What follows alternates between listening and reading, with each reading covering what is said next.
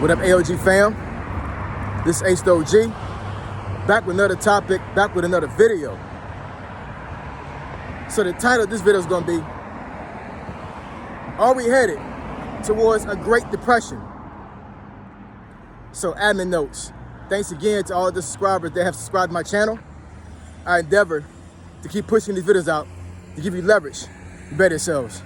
So I know it's Money March. It is March of 2025 as of recording this video. And I stated earlier in the month that I was going to talk about money specifically, right? As far as like most of my videos, at least more than 90% of them. So this is kind of dealing with money to a certain degree. It's kind of not on the doom and gloom, but just to bring awareness. And we're going to get back to the money. I promise you we will. But I want to give, what is going on right now in America, full context, and to make sure that folks really understand what's going on. I'm not a subject matter expert, but I do read a lot. I do look at the news. I do my own research, and I come to my own conclusions based on that, right? So I said, earlier in the year, and even, back in November when the elections was going on, I said, we was going to be headed towards an economic boom. I still believe we are, but I think it's going to take a little bit longer than what I thought, right? So let's get into it. So are we headed towards a Great Depression? So we got to hark back to the 1930s when the first Great Depression happened. And, the economy was crazy. And, a lot of folks was in a really bad situation. It wasn't no such thing as welfare back then. So folks really had to get it out of the mud. It was bad. Do your own research, read up on it. It's pretty interesting as far as how that happened and how a war brung the Great Depression out of existence. It's crazy. I'm telling you, y'all. I'm telling you. And I hope to God this does not happen. I hope it does not happen. But it seems like every single time we have some type of economic crisis, a freaking war starts. And then all of a sudden the crisis is gone. Everybody's getting money. It's crazy. I'm not calling it. I hope to God and I pray it doesn't happen. But I'm telling you, almost every single time I've seen the economy be just crap, a freaking conflict starts somewhere. And then we get involved, and then money starts filtering in, and then the cycle turns, it starts to repeat itself, right? So anyways, moving forward, as far as why I think it's going to be a Great Depression, or will it be one, right, during this time in 2025, sticker shock is a real big thing. Sticker shock as far as going to a grocery store and seeing food prices. I'm telling you, it's getting bad, y'all, as far as food. It really is. It's crazy. Yeah. I mean, with the income that I have right now, I'm I don't really understand or even know how folks are making it when it comes to buying food. Seriously. It's crazy. If you remove about a quarter of my overall income right now, I would have to scale back. Real talk, I would have to scale back the food costs we have right now. And don't get me wrong, I'm really blessed. We are eating very well, right? Even with the price of food, we still buy in a smart way. But we don't have to sacrifice date night. We don't have to sacrifice, certain things for the kids when it comes to food. We good, right?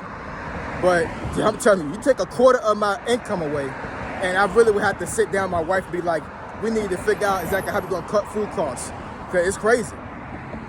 So with the income that I have right now, I cannot imagine anybody working with half my income trying to feed a huge family. It doesn't even seem possible, for real. You're never going out to eat. That's dead. That's out the water, right? And as for going to the store and buying food, buying healthy food is already a task because it's already marked up. But even buying junk food is freaking expensive. It's crazy. You can't win or lose. So that's one thing. That's something that everybody can see and have been feeling for the last year or so. Probably longer than that, right? These tariffs that are going to happen pretty soon here, they've already been implemented, but they've been suspended. But with Trump's tariffs, is for putting tariffs on other countries like Canada, Mexico. I think China, he did one for them. And they haven't been implemented yet, from what I can tell. But once they are, If you understand what a tariff is, what they're doing is that they're making it more pricey for goods to go back and forth between countries, right? Somebody can go back in the comments and actually give a better explanation. But that's basically what it is. It's a huge tax, right? It puts a burden on the other country to give to us. So it's like,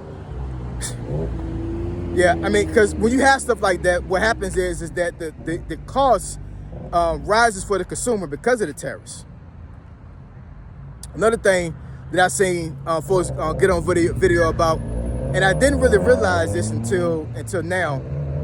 I kind of figured that it was going to happen eventually. When 2020, 2021 happened, when I saw all these folks buy all these homes, like thousands of dollars over the price value of the home.